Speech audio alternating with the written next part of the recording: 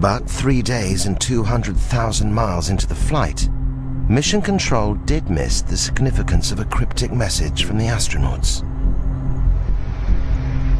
Do you have any idea where the S4B is with respect to us? Stand by. The crew required information on the current position of the S4B, the final stage of the rocket which had been jettisoned away 2 days earlier. This short message hid an extraordinary turn of events. Apollo 11 wasn't alone in space. There was something out there that was close enough to be observed, and what could it be? Traveling alongside Apollo 11 was a mysterious object, like this one filmed on a later mission. If the object wasn't part of Apollo's rocket, it could be only one thing: a UFO. Mike decided he thought he could see it in the telescope, and he was able to do that. And when it was in one position, that it had a series of ellipses. But when you made it real sharp, it was sort of L-shaped. That didn't tell us very much. NASA knew very little about the object reported by the Apollo 11 crew. It was obviously an unidentified flying object, but such objects were not uncommon, and the history of even Earth orbit space flights going back over the previous years indicated that several crews saw objects. Despite having a clear view of the UFO, the crew were wary of reporting it to Mission Control.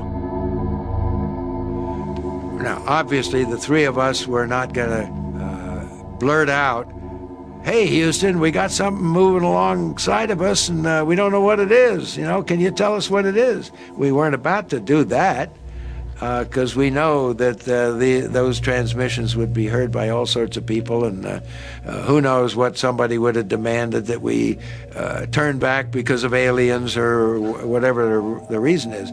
So we didn't do that, but we did decide we'd just cautiously ask Houston, how far away was the S4B? Unaware of the drama unfolding in space, Mission Control radioed the position back to Apollo 11. Apollo 11, Houston, the S4B is about 6,000 nautical miles from you now, over. And a few moments later, they came back and said something like it was 6,000 miles away because of the maneuver. So we really didn't think we were looking at something that far away.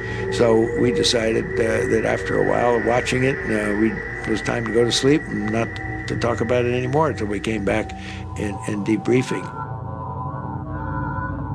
To this day, whatever it was the crew saw has never been positively identified or officially acknowledged. The possibility that you might encounter aliens in space has to be considered in a very sensible and positive and realistic way. There were a lot of people within the program who went off later and became convinced that UFOs existed. And that led to some concern on NASA's part, where they got the agreement of the crew never to publicly talk about these things for fear of ridicule.